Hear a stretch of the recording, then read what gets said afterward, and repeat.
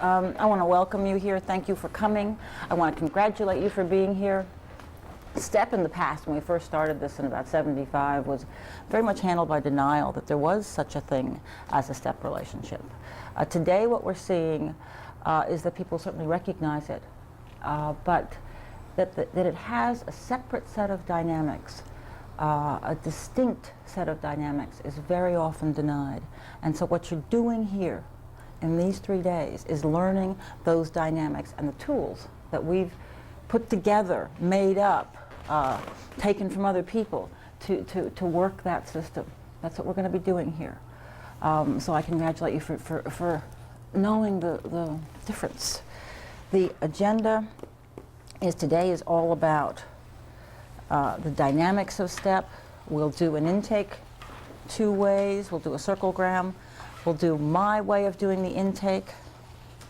And we'll be working with individuals about, if people want to, about specific things that talk about the definite dynamics of STEP. And then tomorrow's tools, and the next day is practicum. First, Peter, you can roll now. I want to talk a little bit about the statistics, if people want these, those of you who, what's going on with the American family. The American family is, as we knew it, as it was supposed to be when I grew up in the 50s, is dead. It's a new family, a family of great confusion, a family where divorce is the norm. As you know, 1 out of 2 marriages ends in divorce. On the remarriage situation, census says 60% of remarriages end in divorce. Our numbers are higher than that. We say anybody actively involved with children coming and going, that they have a 66% ratio of divorce. Now, would you take a plane to California with a 1/3 chance of making it? So what we're about here is changing those numbers. People that work with us, people that we stack the deck on, people that we push around, have a higher ratio. Our calculations are about 84% of the people that work with us still remain married and even define themselves as a successful marriage. We don't. Anyway, so who knows about Judith Wallerstein? Yeah, well, her numbers and her statistics they're not, people have questioned them, but I believe that they're very important for us to know, that only, of the children of divorce, only 45% make it. In other words, they come out as whole people. 41% of the boys, this is in a 10 to 15 year study, come out with no direction. They don't know where they're going, don't know what they're doing. Are maladapted.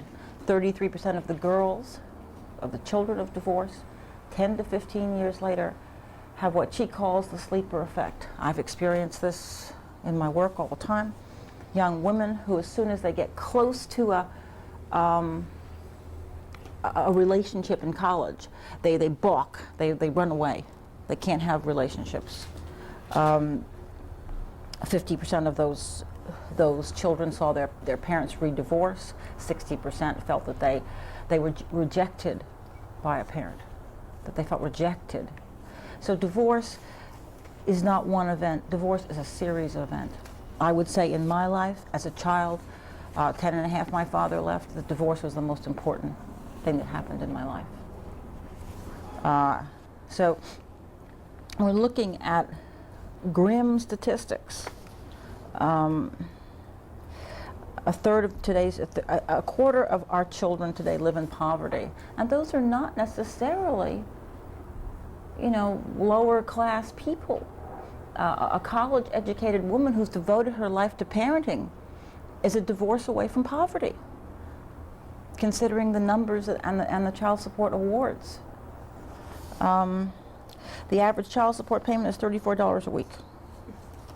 We couldn't go to lunch on that in New York.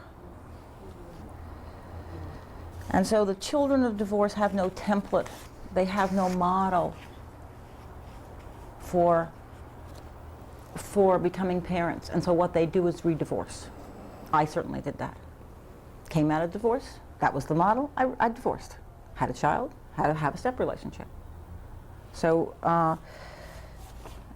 that's the kind of grim story, and that's the story that we work with, and that's the story that we can change, and that we can shift and give these people a model for making those families work.